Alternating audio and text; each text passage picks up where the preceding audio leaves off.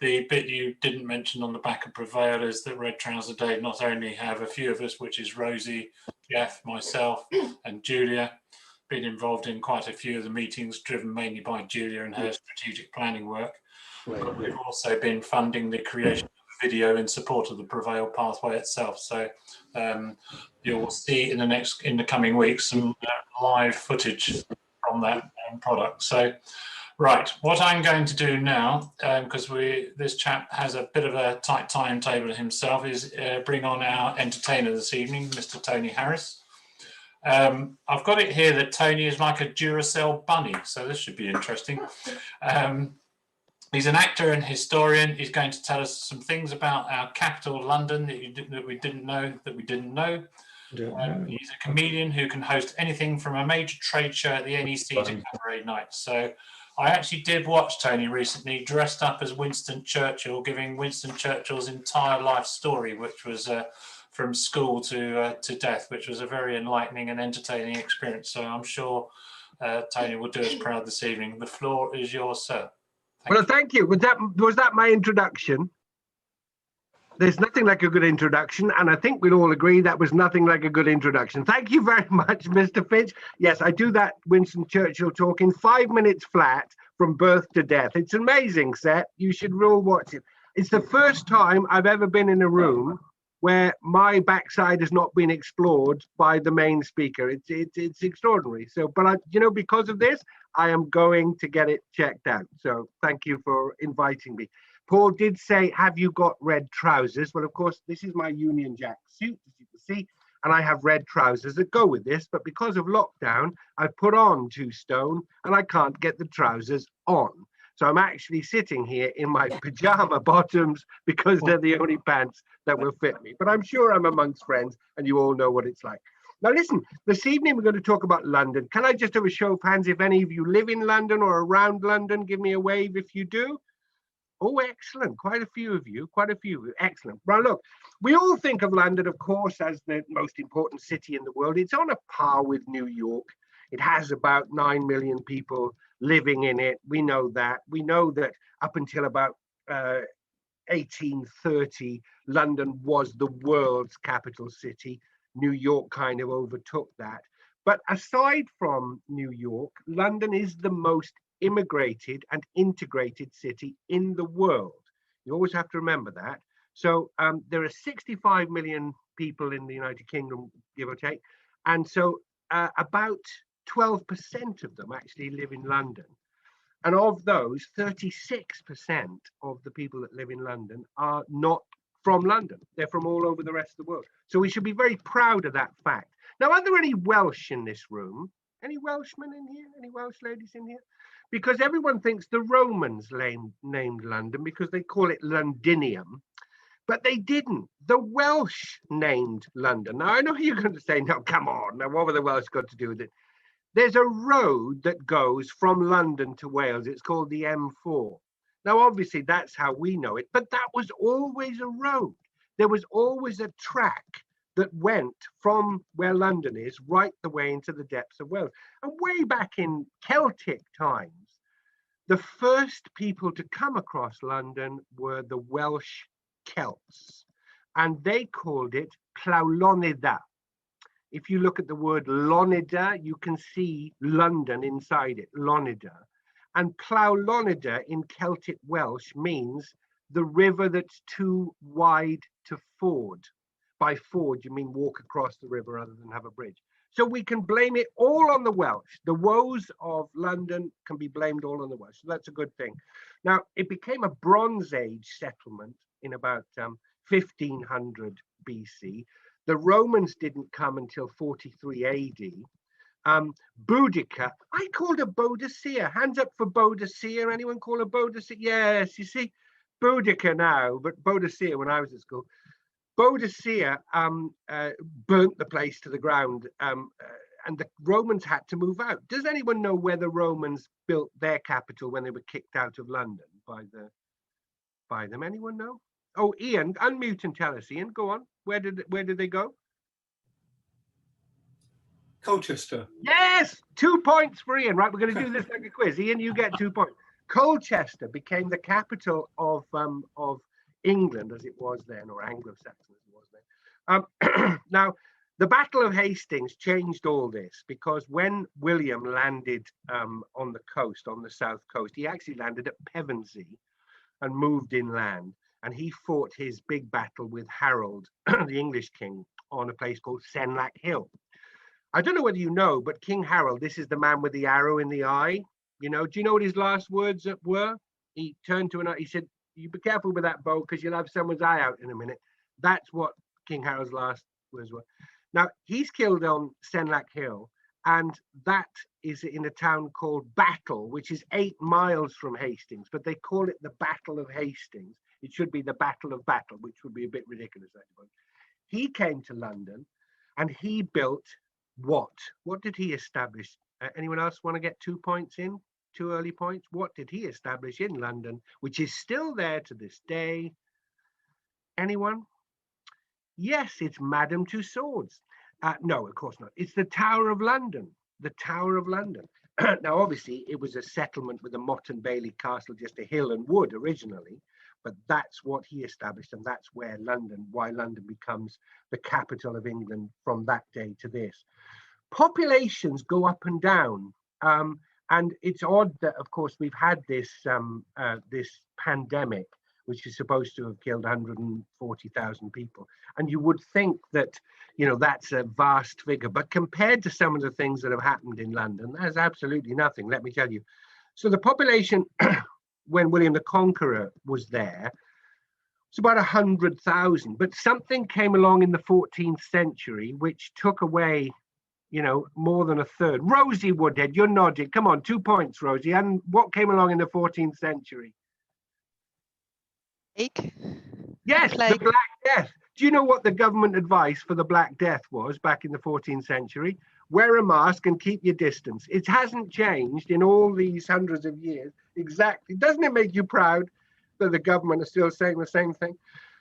That wiped out more than a third of the population. So it goes up and down, up and down. Now then, there was another big event which killed a lot of Londoners. If I say to you parliamentarians and roundheads, who's going for 2 points? What's the thing? Denise, come on, you're nodding your head. Civil War. Yes, the Civil War.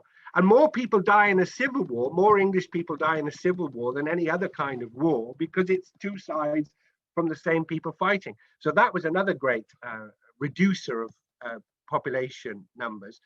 Then in 1665-66, disease came again, and it was this time called the Great Plague, because that killed 100,000 people. Literally, this plague was virulent, and it just spread from house to house and person to person, and it was nothing like it. Because the odd thing is, COVID doesn't seem to affect anyone in Morrison's. I don't know whether you know that, but I go to Morrison's all the time, and they've got the same number of staff in there that they've had since the beginning of last year. Nobody's died in Morrison's. So if you could got a job in Morrison's during the Great Plague, you would have survived it, clearly.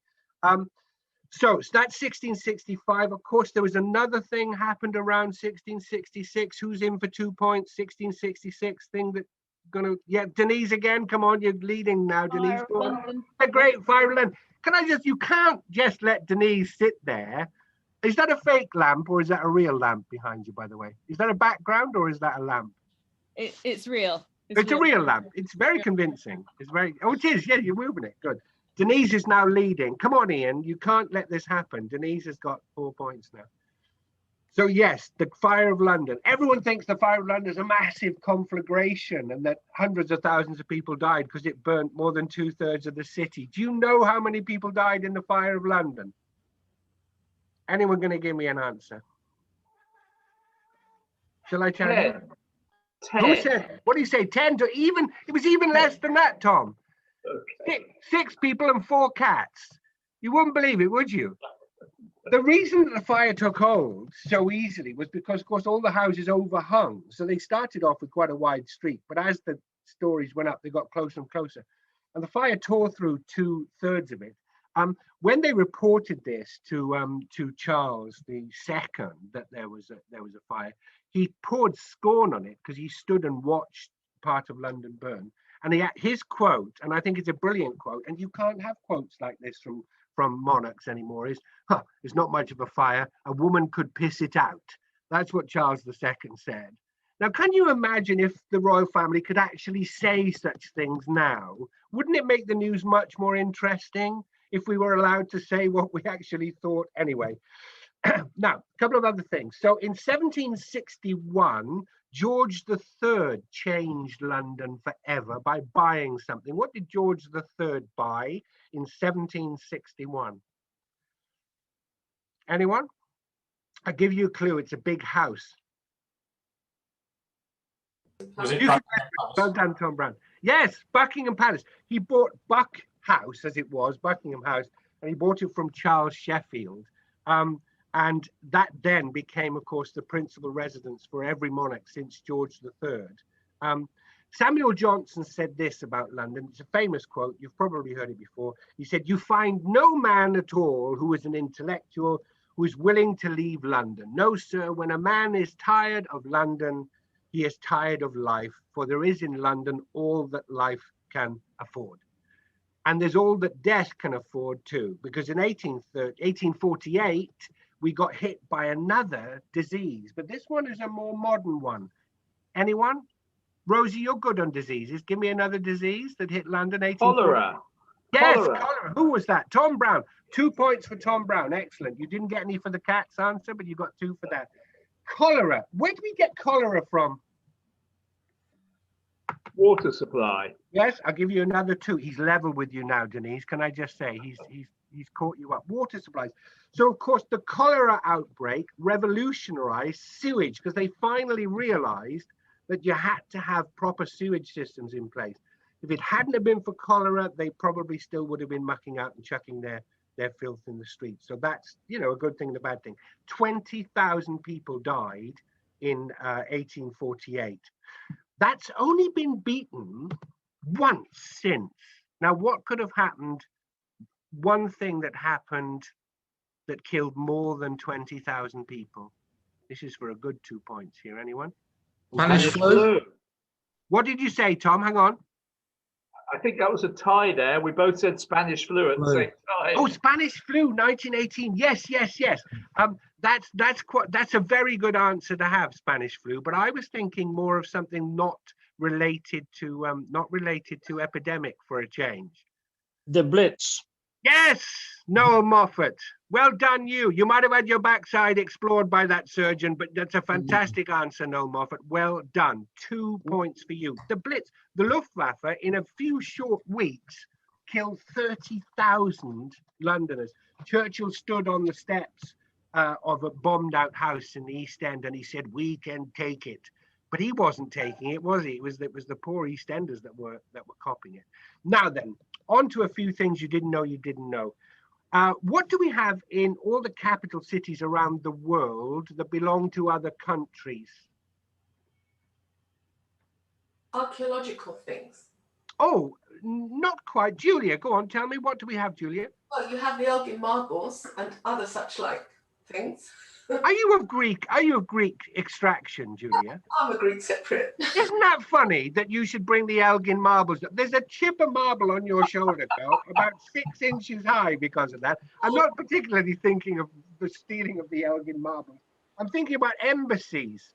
Every capital in the world has a foreign embassy. Now, what's unique about an embassy if an embassy is in London? And I'm thinking you can think about that chap that was holed up in an embassy for a long time. What can't you do to a foreign country's embassy? You can't invade it. You can't go in it, let alone invade it. That's why Julian Assange was able to stay so long in that foreign embassy, because he claimed asylum, if you like, in that place. So interestingly, the police headquarters in London, it's now New Scotland Yard, but it used to be Scotland Yard, yes? And Scotland Yard was called Scotland Yard because... Come on, Lily, you haven't said anything yet. Lily, unmute and tell me, why was Scotland Yard called Scotland Yard? We're talking about embassies, remember, or foreign countries. It must have Um, been in the old Scottish embassy. Yeah, well done, Tom. You stole that. That was on. You were going to say that, Lily, weren't you? I spoke without moving my lips then. That was Yes, impressive. exactly. And your voice is much deeper and is that of a balding middle-aged man. It's extraordinary how you managed to do that. Yes, exactly that. Because we have Scotland Yard was the Scottish embassy. So therefore, Scotland Yard is an embassy. Therefore, nobody should be in that because it's consecrated Scottish ground. So every arrest that was ever done at Scotland Yard should be overturned, and 1,000 or 3,000 dead criminals should be dug up and given a royal pardon. Can you see how this works? It's extraordinary, isn't it? Now, what about curfew bells? Who knows the origin of the word curfew? They ring a curfew in two places in London. They ring it in the Tower of London and they ring it in Gray's Inn. That's the place where the barristers hang out. 8 o'clock every night, still, they toll the curfew bell. What's a curfew? Geoff Morris, tell me what a curfew is. You have to unmute yourself, Geoff, because my lip reading skills are not as good as they were. Do you think he's saying the right thing? Somebody else. I'm definitely saying the right thing. Oh, yes. Go Didn't on, you hear Geoff. me? Yes, I can now. A curfew requires you to stay indoors. Right, exactly. Now, in isolation. Yes. Which is very topical. Where does the word come from? Curfew. Think of Wales. Wales? Whoa, no. They had, once they discovered it, they buggered off back to Wales and they never set foot in it again, other than to go to Soho to the peep shows. The Welsh don't go there at all. Sometimes to the rugby, I imagine. Yeah. French. Anyone speak French? Yes, I think it's actually it's couvre-feu, isn't it? It's exactly. Tom French Brown is the cleverest man. Denise, he is now 4 points ahead of you. Can I just say that Tom Brown and his school days are now leading the entire thing? Yes. Couvre le feu, cover your fire. Now, what's all that about then? Why do you have to cover your fire? Anyone? Well, of course, the city was made of wood. There were no metal buildings, it was all wood. So at 8 o'clock every night, they would ring the couvre le feu bell and you'd have to put your fires out. No fires overnight, because of course, if there's a fire in the day, people can spot it. If it broke out at night when most people are asleep, they wouldn't have it. And they still ring the curfew bell now. What's the thing that celebrates the Great Fire of London in London? What's the thing? Who knows what it's called? The monument. Oh, Denise, go on. The monument. Right. What's special about it? It was built by Christopher Wren. What's special about the monument? It's a very curious thing to do with its size. If you put it on its side, it goes to where the fire started. Exactly. Mark Walker, you've joined the party late, but you get 2 points for that. It's 202 feet long. So if you laid it on its end from where it stands, it would go to Pudding Lane, and that's where the fire began. Do you know that the Bakers Guild, you know, like the livery companies, the bakers, in 1986, they apologized to the Lord Mayor of London for starting the fire. So they only apologized 320 years late. But it's better late than never, isn't it? That's what we must say with these things. Better late than never. They apologize. Now then, why would a bishop have a flock of geese? Might it be an epithet for something else? Anne Allega. Is it Allega? Allega? Come on, Anne. You haven't said anything. You're just brushing your hair. Now join the party. Yes, it's Allega. Yes. Okay, Allega. So, flock of geese. Why would a bishop have a flock of geese? And what might a flock of geese be another term for? It's to do with the prostitutes. Oh, nice. You stole it from her, Noel Moffat. You were going to say that, Anne, weren't you? Anne was Good, I had that. no idea, so that's good. So, Anne, because you've got a London Underground sign on your wall behind you, you can have 2 points. And Noel, you get 1 because you stole Anne's question. You. Prostitutes. Now, a bishop has prostitutes. Extraordinary story. Probably still do, many bishops. I mean, who knows? The Bishop of Winchester had a house in Suffolk, and he had a group of prostitutes working for him, and he would take half their earning. So he's the first recorded pimp in history in 1171 because he was pimping out all these women. But this is a terrible thing. And oddly, because we're sort of, talking cancery, we'll understand this. They didn't allow these women to be buried in consecrated ground. So if they died, they chucked them in a pit near where the house was in Southwark. And when they were building Crossrail, they dug them up. And they did examinations of the bones, and they discovered that virtually all of the 150 skeletons they uncovered there were identified as women. They do that from the pelvis. It's a different width and shape to a male pelvis. And more than 80% of them had signs of syphilis in the bones. And yet these women who'd earned so much for the church weren't allowed to be buried in a grave. Isn't that hypocritical? Isn't that everything says about the Church of England? Absolutely hypocrite. We're having a go at everyone here tonight, aren't we? Now then, if I say I'm going to test you, Julia George, on this, unmute yourself, my favorite Greek Cypriot. You can hear me now because I can hear you now. Yes. Oh, there we are. Right, Julia. Pause on if we say over here, I'm going to spend a penny, what does that mean? Going to go to the loo? Right. Okay. Exactly. And why? No, I don't know. Sorry. Okay. I'll give you 2 points. Who's old? Let me just look and see who's old enough in here. Rosie, no. Stefan, no. Jeff, no. Kevin, no. Clive, possibly. Tim, no. Rohan, no. Noel. It's between Noel and Ian. Why is it a penny? Why did they say spend a penny? Well, you used to have to put an old penny in the slot to release the door. Yes. In a So that public was the toilet. charge. That was the charge in the old public loos. And up until 1956, Britain had the best public toilets in the world. I mean, they were proper edifices. They were beautifully tiled. They were done in green wood, white tiles. You could eat your dinner off the floor. Not that you'd want to eat your dinner off the floor, but you could eat your dinner off the floor of them. They were so clean. And each one cost a penny. But the original idea for paying to have a wee dates back to the 1700s because there were no public conveniences and a lot of homes didn't have any kind of toilet. They just had a bucket in the corner. If you were out and about, you had to go somewhere. So men, as always, fashionable dandies, would have buttoned front trousers. Now, it wasn't a fly. Rosie, you know what a fly is, Rosie Woodhead? You know what a fly on a pair of trousers is? It's the zip up the front, right? Well, in the old days, they used to be button flies, so you'd have buttons up there. But these button fronts were flaps. I'm not going to stand up and show you, but you can imagine it, the flap being unbuttoned at the waist and then pulling down. So a man could go into a corner, in a doorway, up against a building, behind a tree, lower the flap and go. But the women had absolutely no chance because they were in these massive hoop skirt type frocks. So they could go nowhere. So a very enterprising man, and his name was Thomas Butcher, he invented a system where he wore a massive black cape. Now, this is so much better when I do it live because I can actually get someone out to demonstrate it with the cape that I'd be wearing.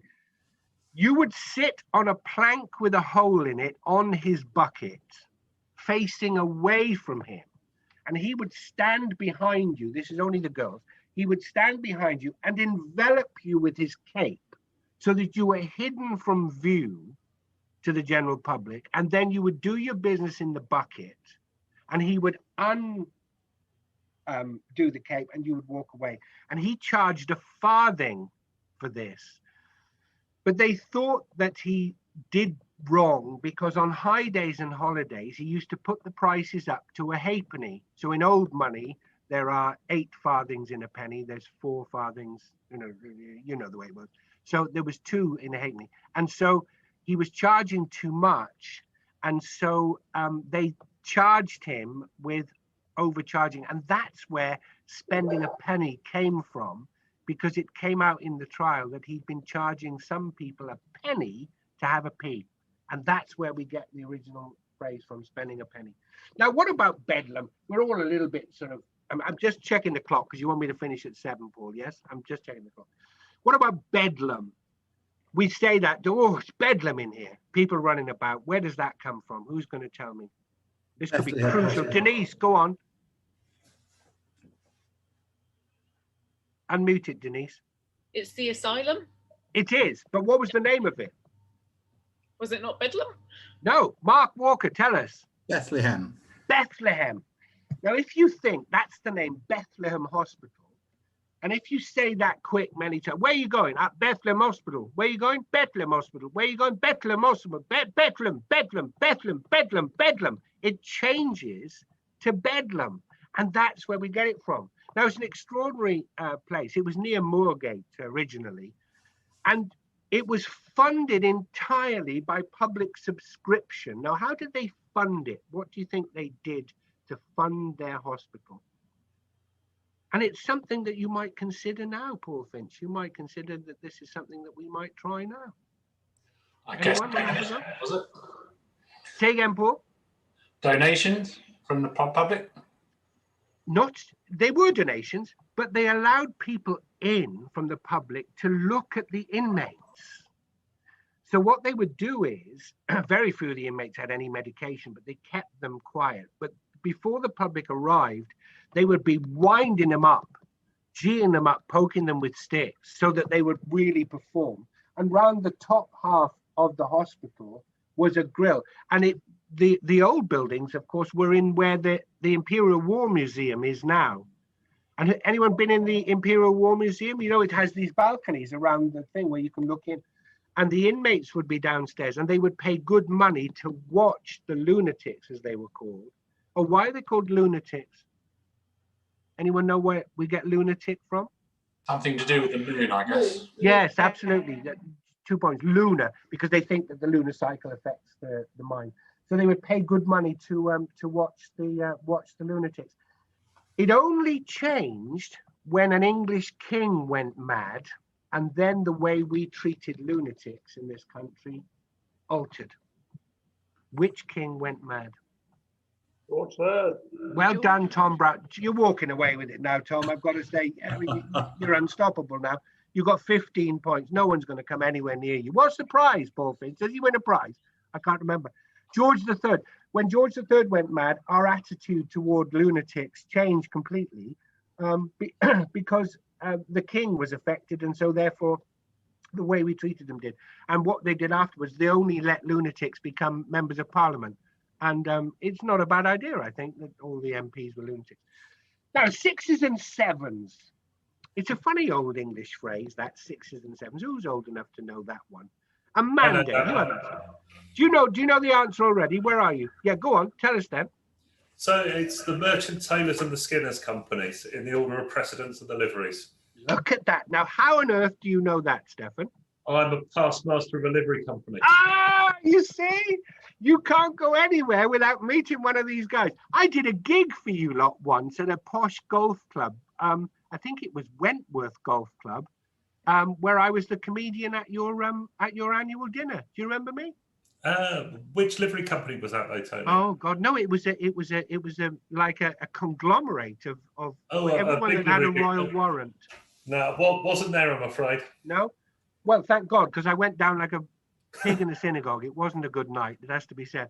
But Stefan, you're quite right. So it's the numbers. It's the order of precedence, isn't it?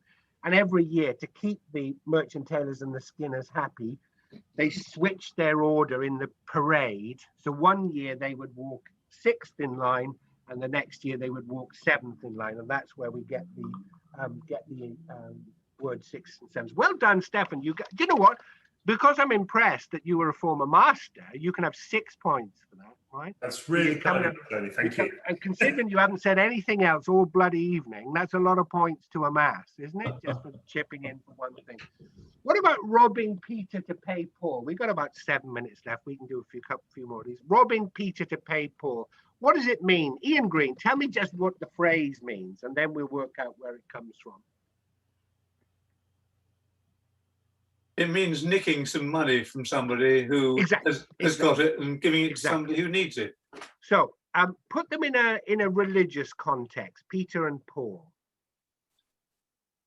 That's a tricky one for me to answer. I would think it's probably to do with the disciples. And yeah, I mean, you're on the right line. St. Paul's Cathedral in London has always been in complete opposition with. They work this. They peddle the same message, but they're always vying for funding between Westminster Abbey and St. Paul's. Those are the two big churches in London. And Henry VIII was a great fan of St. Paul's. That's where he had all his major events. St. Peter is what Westminster Abbey is called. It's the Collegiate Church of St. Peter at Westminster. And when Henry VIII died and his son Edward VI came to the throne, Edward VI preferred what went on at Westminster at St. Peter's. So he took the funding from St. Paul's and he gave it to Peter's. So he robbed Peter to pay Paul. And that's still an expression that we have in the language today. It's extraordinary. Why are cranes called derricks? Have we got any derricks in here? We haven't got a derrick, have we? Why are cranes called derricks? Tom Brown, I'm coming to you on this one. Why are cranes called derricks? Got me on that one. Oh, we've got, come on, we've beaten him. It's the only one he hasn't. I knew I'd get him in the end. So I just speculate that the company, the first company that made them, you know, was Derrick something or other, but I've no idea. Oh, you see, you are so close that I'm going to give you an extra point, Tom. Not that you need it, but I'm going to give you an extra point because it was a man called Thomas Derrick, and the Derrick is spelled D-E-R-R-I-C-K, Derrick, not D-E-R-E-K. And Thomas Derrick was a hangman who realized that the process was taking too long. Because when you hang someone, they were talking about this in the Middle Ages, we're talking about 1380. When you hang someone, they can take quite a long time to die. So what he did was he invented a much bigger frame, which looked like that. And it had a little bar across here.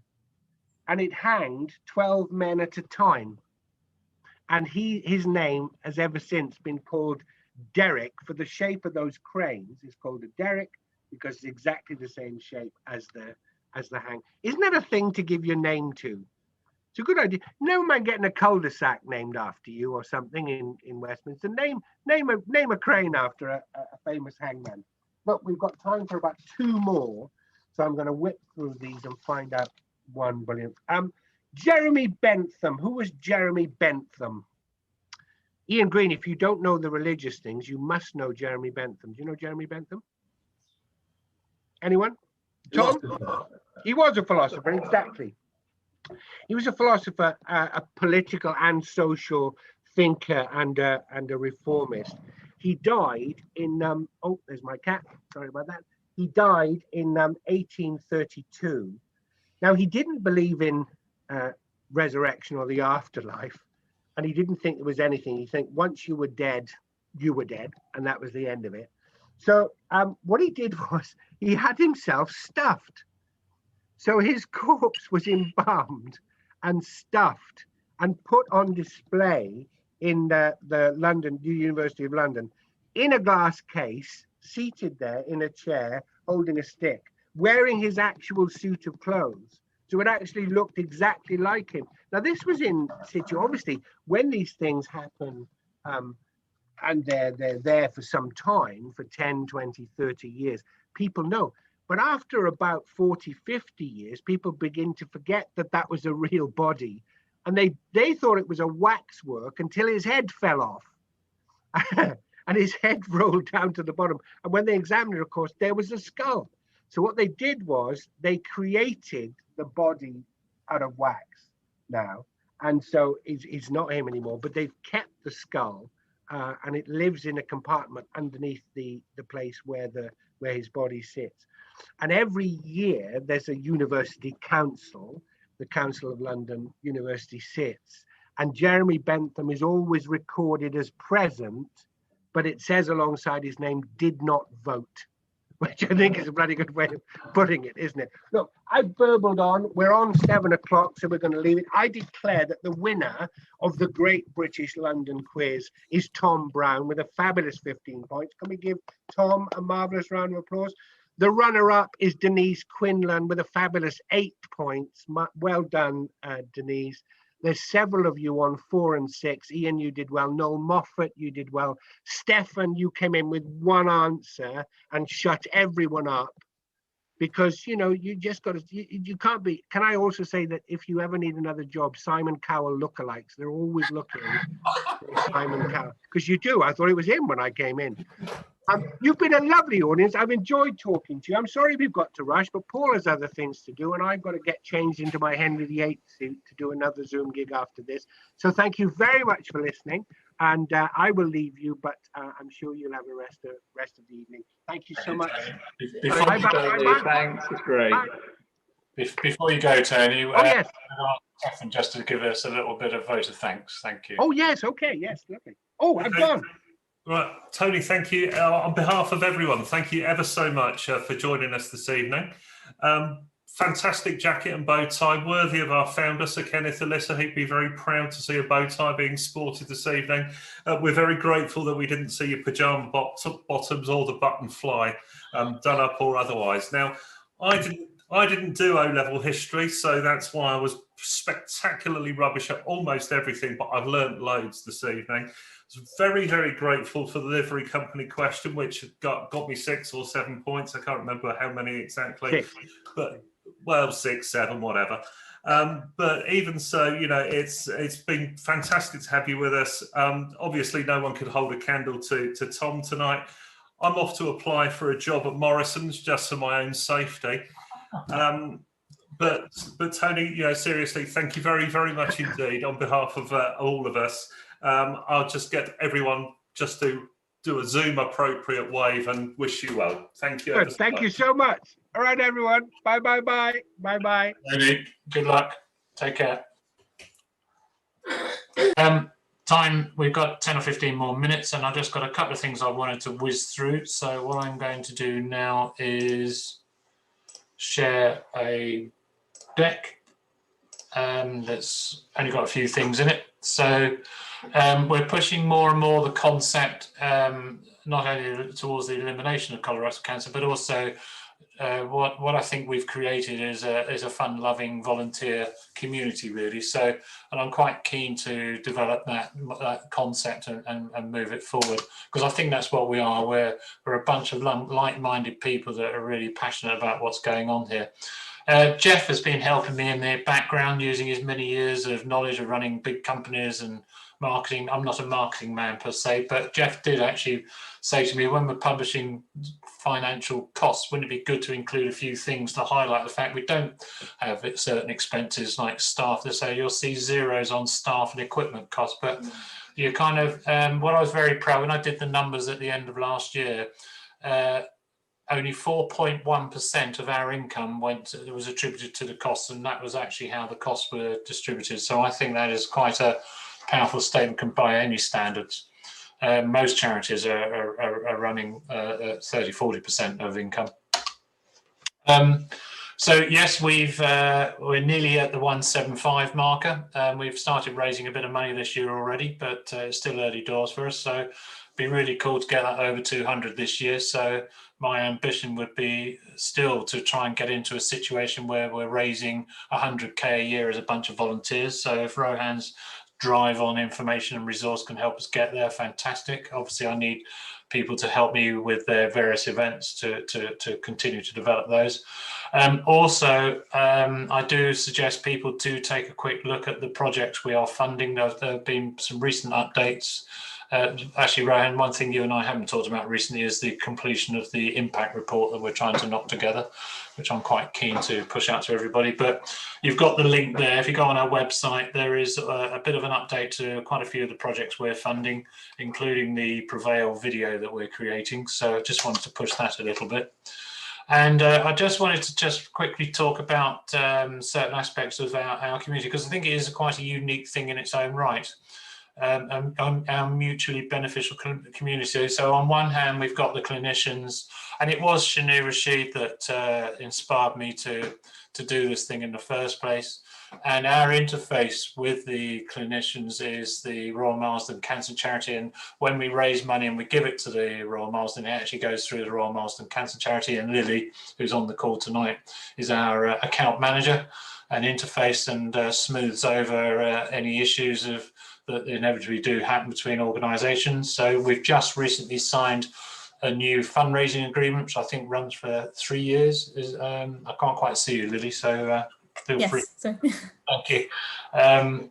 So that's good news. So we have permission to use their name. There are certain regs attached to that, but nothing that you wouldn't expect to see.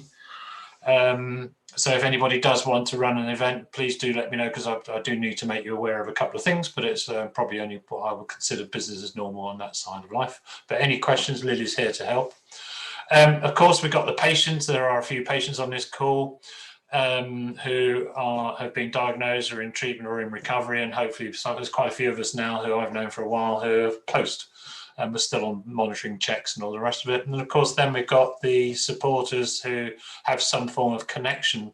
Quite often, perhaps me that's collared them, or they bought my story.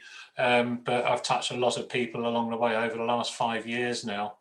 I think it was 2016 when I first came up with the idea, and people like Mark Ellis agreed to help me with it, with Caroline, and create the branding and all that sort of stuff. I wish I could count the number of people we must have touched, but it must be in the tens of thousands now. Mr Rasheed did tell us a little while ago that we've probably saved quite a few lives. I know for a fact, because Julia and I have been directly, what starts to happen is we get people contact with us for advice, and we're able to give those one-to-ones. So we're starting to set up a bit of a patient mentoring process. But one of the things that has happened this year is, in the last 12 months, I should say, is Julia's created what we've now coined the phrase of happy hour, which is a patient meeting once a month that gives a chance for us to have a chat amongst ourselves. But more importantly, we've got senior clinicians on the line who are there to help. And I think, as Grahan said, we're moving it more to a sort of a monthly special speaker. And last time it was Christos talking about diverse. I can never pronounce the word. Thank you, Julia. So people will say, who are Red Trouser Day? Who are the trustees? So here are your trustees. If anybody are unaware. I quite like that photo, Julia. Julia doesn't like the photo. Sorry about that. She'll give me one that I should use from now on, I'm sure. But Tim's one of my close friends. He's been involved with the organisation from the off, and keeps a careful eye on what I would consider as governance matters, and part of Julia's charitable operations team in making sure that the projects we fund are well governed and money isn't just frittered away. Geoff's been involved for the last 3 or 4 years and has tremendous business oversight. He's going to talk about his golf day in a minute, so I won't steal his thunder. Stefan I've already introduced, and Julia I think you've all got to know quite well. We are a team of 5, and if anybody is interested in getting more involved, do let me know, because there's always room. But it does mean you do stuff as well, of course. So, which is, I think people that know me well have a habit of getting quite involved.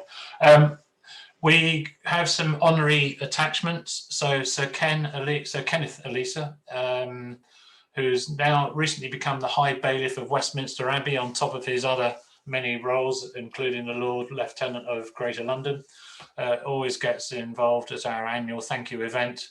Very inspirational man. He looks after the royal family throughout London.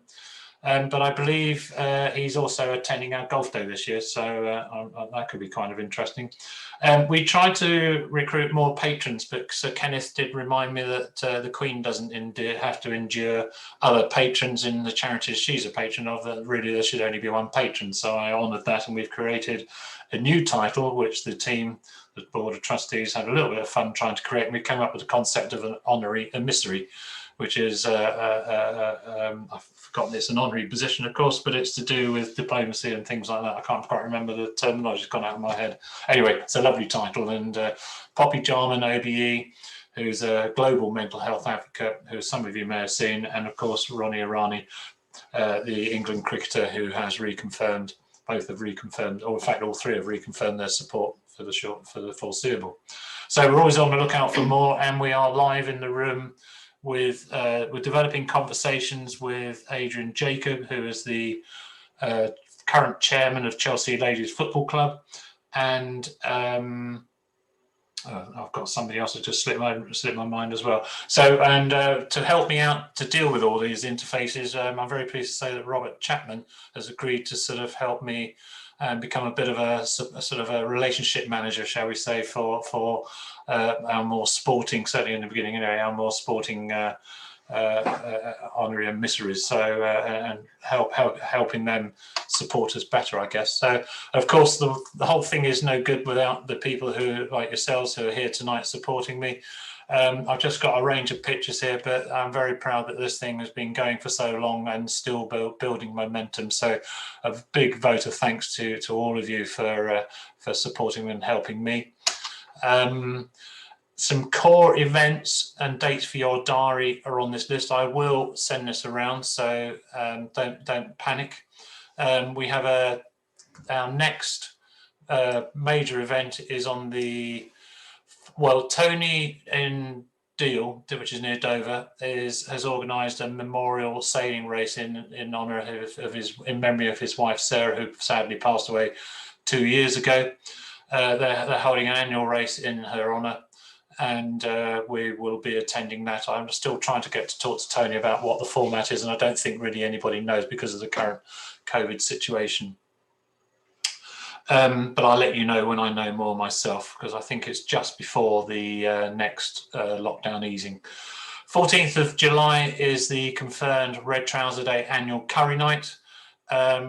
Please book in on the website. I'm asking people to pay a £10 donation to the charity and then bring cash on the night. It'll be a lot simpler for me to manage the finances, because Raj rather likes to take the cash on that night. But for those of you who've been before, it's a lovely evening, it's good fun, and I'm really hoping that our lockdown easing allows us to go forward in the normal format. So it should be a good fun evening, especially if you like a bit of jazz music in the background.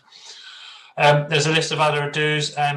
Before I run out of time myself, Geoff, are you about to discuss the golf day? Geoff, where are you? I can't see him at the moment. Can't see him. Hang on a minute, I need to do that, I expect. Has Geoff gone? Jeffrey. No. Oh, you're still muted, Geoff. There we go. Yeah, I'm not muted now. No.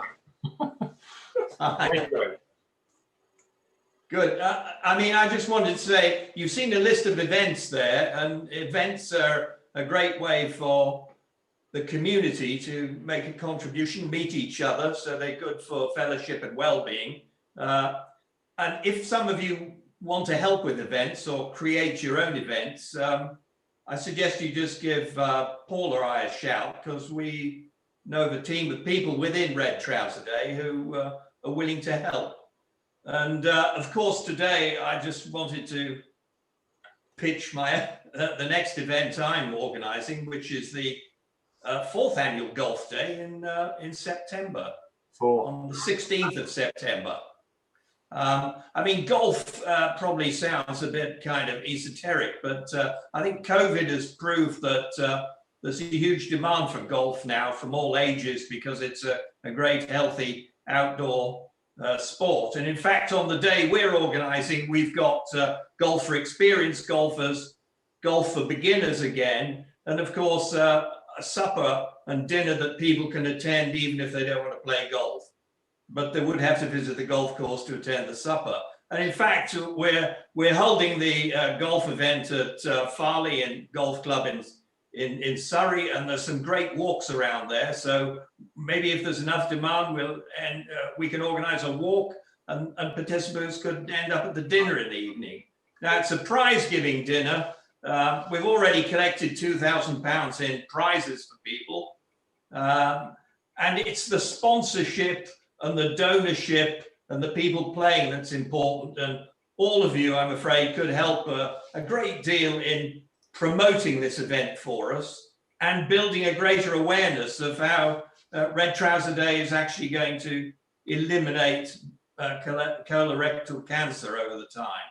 So these events do create quite a lot of news and noise about how we can remedy the terrible colorectal bowel cancer awareness, which some people seem to be blind about.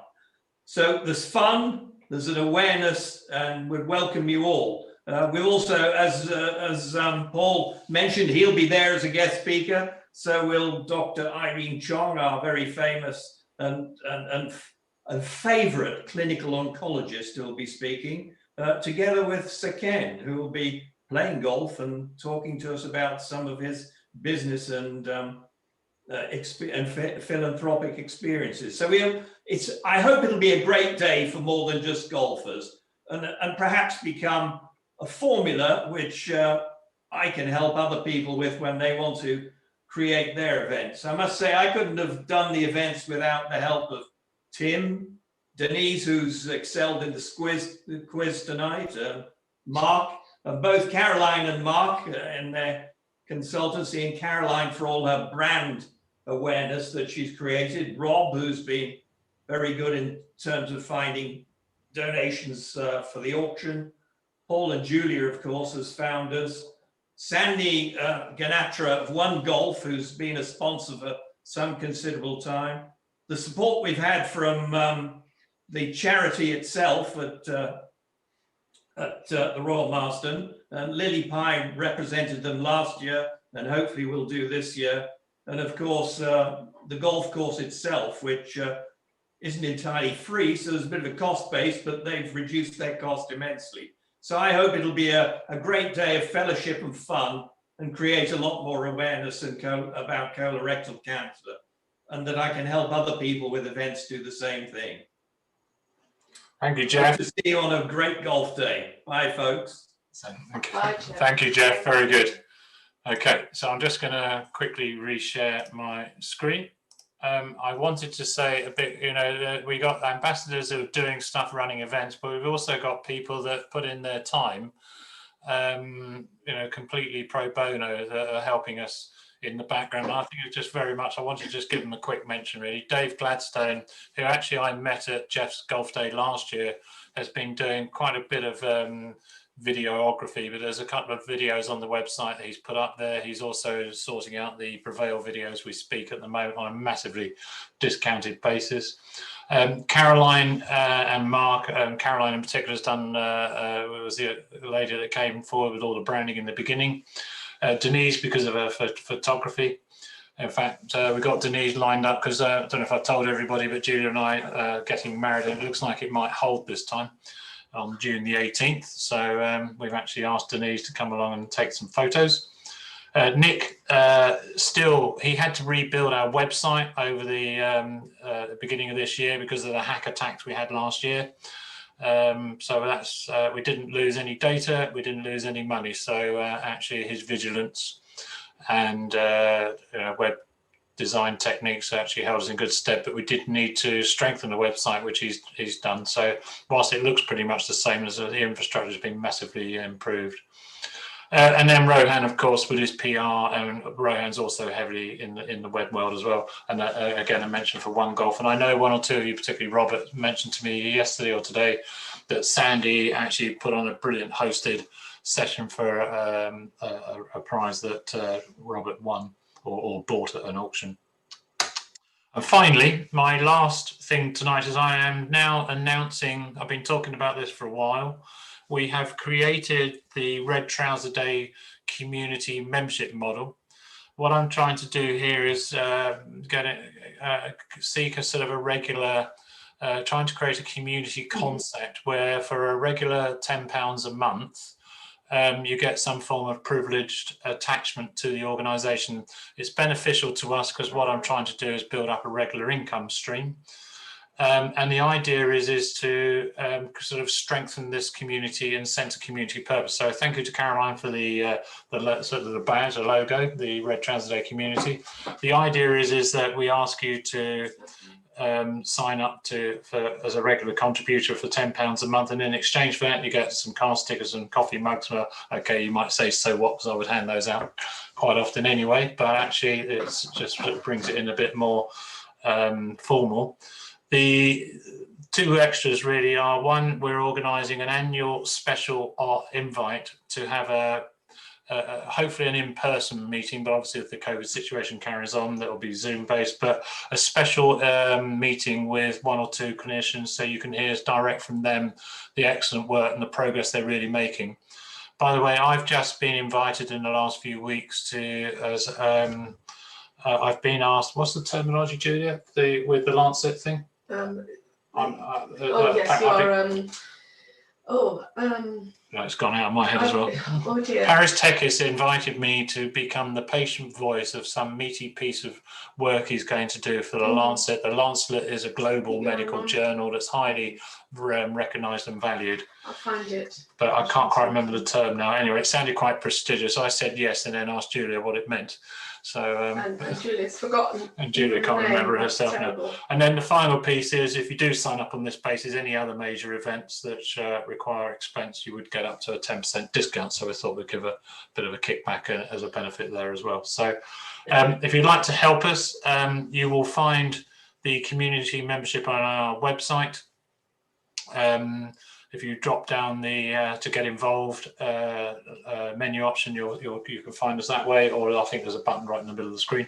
But please feel free to get involved. If you think it's a terrible idea, please let me know about that as well. But it's something that quite a few of you have mentioned to me, and I know quite a few other charities employ that model as well. And it probably takes the sting out of those that want to do something but don't feel able to do that much. So hopefully you support that as a good idea. And that really ends tonight's formality.